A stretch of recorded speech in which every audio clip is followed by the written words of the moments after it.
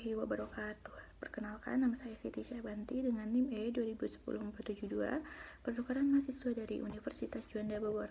Di sini saya akan mereview materi Hukum Administrasi Negara pertemuan ke-14 yang diampu oleh Bapak Dr. Haji Dedi Mulyadi SHMH dan Bapak Dr. Rendi Aridayandi SHMH. Perlindungan hukum melalui hukum administrasi negara. Subjek hukum selaku pemikul hak dan kewajiban adalah manusia, badan hukum, jabatan. Tindakan hukum merupakan awal lahirnya hubungan hukum, yaitu interaksi antar subjek hukum yang memiliki referensi hukum atau mempunyai akibat-akibat hukum. Sudikno Mertokusumo, hukum berfungsi sebagai perlindungan kepentingan manusia. Fungsi hukum dalam tatanan implementasi untuk menciptakan suasana hubungan hukum antara subjek hukum secara harmonis, seimbang, dan damai. Hukum yang mengatur antara pemerintah dan warga negara adalah hukum administrasi negara. Pemerintah mempunyai dua kedudukan hukum, yaitu sebagai wakil dari badan hukum publik dan sebagai jabatan dari jabatan pemerintah. Ketika pemerintah melakukan tindakan hukum dalam kapasitasnya sebagai wakil dari badan hukum, maka ia harus tunduk pada ketentuan hukum perdata.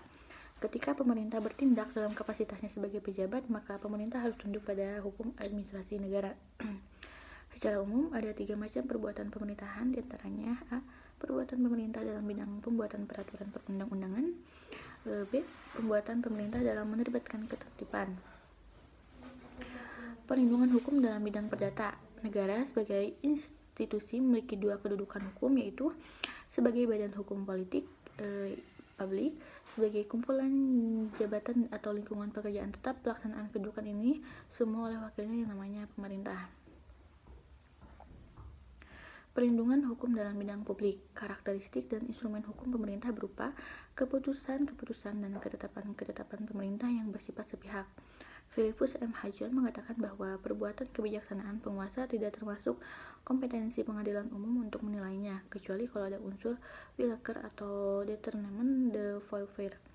Kebijaksanaan penguasa tidak dapat digugat berdasarkan pada prinsip yang ada pada penguasa.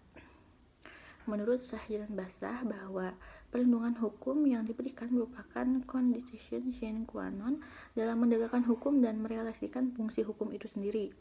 Fungsi hukum yang dimaksud adalah meliputi fungsi-fungsi. Yang pertama, direktif, yaitu sebagai pengaruh dalam pembangunan untuk membentuk masyarakat yang hendak dicapai sesuai dengan tujuan kehidupan bernegara. Yang kedua, integratif, yakni sebagai pembina kesatuan bangsa. Yang ketiga, stabilatif, yakni sebagai pemelihara dan penjaga keselarasan, keserasian, dan keseimbangan dalam kehidupan bernegara dan bermasyarakat. Yang keempat, prefektif, yakni sebagai penyempurnaan baik terhadap sikap tindak administrasi negara maupun sikap tindak warga negara apabila terjadi pertentangan dalam kehidupan bernegara dan bermasyarakat. Yang kelima, korektif, yakni sebagai pengoreksi atas sikap tindak baik administrasi negara maupun warga negara apabila terjadi pertentangan hak dan kewajiban untuk mendapatkan keadilan. Mungkin hanya itu yang dapat saya sampaikan. Mohon maaf bila ada kesalahan. Wassalamualaikum warahmatullahi wabarakatuh.